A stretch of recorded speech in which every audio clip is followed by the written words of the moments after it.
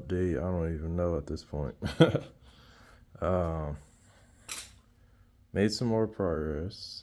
It's a mess right now. I'm not gonna lie to y'all, it's a mess. What's going on right now is that everything's disconnected. The motor is actually disconnected from the transmission. Uh, I don't know if y'all can see it. Let me see. Let's see. Can y'all see that down there? Maybe. But yeah, it's disconnected. Got all the torque converter bolts out, so I was able to get it disconnected completely. Disconnected it from the motor mount, so it's actually sitting back on the motor mounts now, but this chain was here because we actually started lifting this out of the car until we realized all of this wiring that is attached. So that's what I'm working on now. It's disconnecting all that wiring. You see? So you got this here.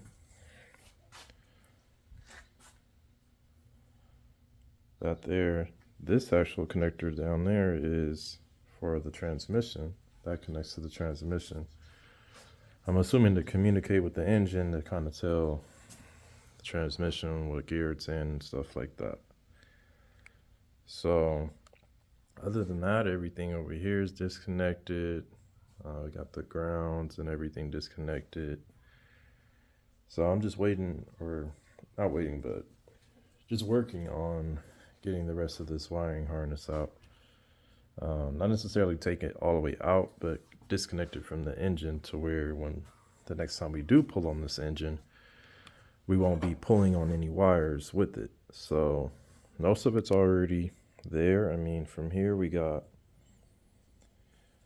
the grounds. Like this is a ground for, this is a ground that's connected to the actual motor, to the block.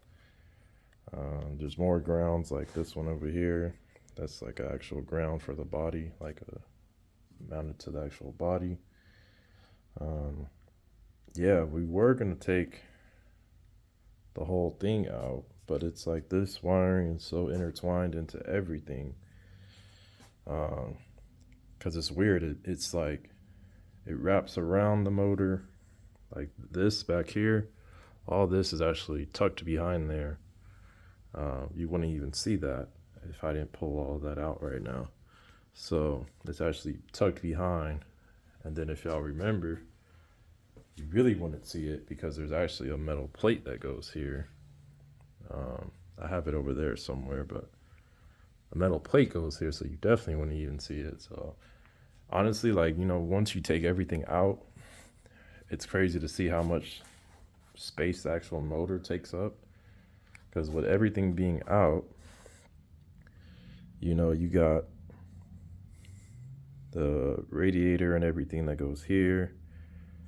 I mean, just look how much space that is, just taking that out. So yeah, these cars aren't built to where they're very compact and very small inside, but at the same time, once you start taking stuff out, it looks like you have a lot of space in here. It's just that certain things take up a lot of space, like the radiator. I mean, with the fan and everything, that's pretty much out to here. It's right about here in this area. So that's why it looks so crammed in here. But once you start taking a lot of this other stuff out, it's not as bad. Really not as bad. So, but yeah, this is where all this wiring goes. So it would be tucked down there. It's weird because most of the stuff, like, some of the stuff is actually like little plastic pieces that actually connect to the, connect to the motor, like this one. Like these are little like brackets that to hold stuff together, but you know how we do. Everything gonna be held together by zip ties by the time this thing go back together. All this stuff is gonna be zip tied together. But yeah, right now I'm just gonna keep working on that. The throttle body, I need to disconnect this one. This one's been giving me trouble. Technically I could leave it on there, because the point is I just want to take all this and be able to lay it over there in that corner. That's all I want to do. I don't want to take the actual harness out. I just want to put it over there, out the way, disconnected from the motor, so when we snatch this motor, there's no wires coming along with it. So I think we're almost there. We're about one side done. I just need to do this side. I did the big connectors that were in the back. It looks like I did everything right here in the front pretty much, minus the throttle body. And over here, we just got to do all the little connectors here, like the injectors.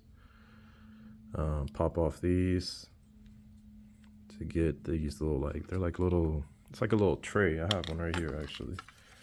It's like a little tray that it holds the wiring in, which is pretty cool, you know. At least it's not just flapping around in here. So they definitely kept everything tight to the motor, so you won't have no issues. But yeah, if you look down there, that's pretty much, as you can see, it's pretty much off the mount.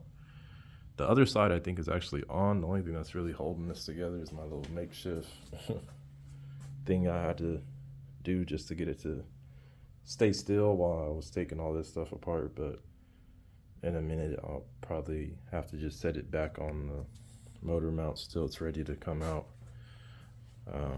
I just wanted to update y'all because I know it's been a minute. You know, life happens. So are we making progress? We're almost there. Once I'm done disconnecting that one, I need to come over here to this one and I need to disconnect all of this. I kind of thought it was going to be plug and play, but something tells me that this harness has different connectors. For the most part, it looks like everything that's on the motor is the same. All of this was the same. I just disconnected these. These are the same. All those are the same. Looks like the throttle body one's the same. I mean, pretty much everything on the motor seems like it's the same. I didn't really see too many differences yet. I think the only thing that changes is over here on this end. That big connector, the white and brown one, let me zoom in. That one there, that one I didn't see. And the only thing I could think of is maybe because that little part down there with the little, this little part, I think that part is inside the actual harness, like inside this, inside here. That's the only place I could see, because you see how this little part is the same. So that's the only thing I could think of. But if not, if that is true, I mean, I feel like that's the only thing that I think stands out that's like completely different. Everything else looks the same. If not, then we're going to disconnect everything from this one, have this one completely separate. And if we truly can't use it, then I'm not going to be too worried about being careful with it. Like, I'm just going to take everything off, and then we'll have this go in as a bare motor without the wiring, and we'll use all the wiring that's already in the car. Just less work. I feel like at this point we're kind of like at a crossroads with having to take everything out. But it makes no sense to disconnect everything in the car as far as taking the whole wiring out and then disconnecting that one, and it doesn't make sense. So I think the best route is disconnect everything from the motor like this, and make sure nothing is attached to the motor when we pull this one out, and then we should be able to just plug and play and be good to go. So we still got a little bit of time until, you know, this is going to get fired up or anything.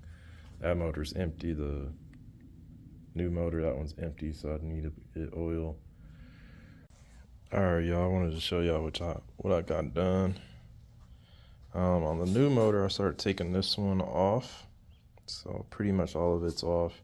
There's a few at the bottom. This kind of gave me like a training for what's in there. Because pretty much in this one, everything is off other than the ones I can't get to at the very bottom down there. Over here, like where the alternator's at, it connects right there. And then there's something on that side too at the very bottom. So, like right here, see, connects to the alternator.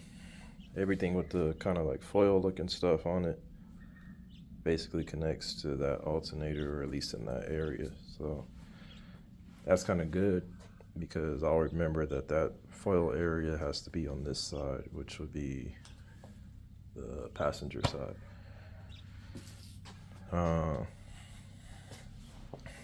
Everything on this side is pretty much disconnected too. Same thing on this one. There's a few over here that I can't get to. So it looks like the thing is, whether the motor's in or out, you need the motor in the air to get to those. So I think even with these, we're gonna have to chain this back up and get it lifted out the air and get to them as far as we can get to them while it's in the air. That's just what it looks like, because I see no other way. I even tried going up under. You can see them from under, but you can't necessarily reach them from under, if that makes sense. Like, especially since they're clips that you have to press and stuff, it's just hard to get in there, especially on this side where the AC compressor is and stuff like that down there. So that's what it looks like was gonna have to be done. But I think you're still gonna stick with the original plan by leaving all the wiring in here, but just disconnecting it from the motor. So we won't have to do it how they did that one, because it looks like how they did this one, they disconnected everything from the actual car. So all of this is all stuff that connects to the car. Pretty much all these over here is something that's actually plugged into the car itself. Everything else outside of those is all stuff that just connects to the motor. So if you get what I'm saying, it's just can disconnect everything from the motor. This one's going to be completely disconnected. Since all of this stuff is out, I'm just going to this is going to be a bare bones motor with no wiring harness. I'm going to use the wiring all in here. But your boy's kind of tired, so I'm going to call it the day for today. Been out here 3-4 hours now, and pretty much both of them are disconnected. Everything in here is disconnected. Everything on that one's pretty much disconnected, at least the ones that I could reach. Maybe I'll come out here tomorrow and do the last little bits on that one, and this one's pretty much done until I can get the motor back up in the air. So just wanted to update y'all.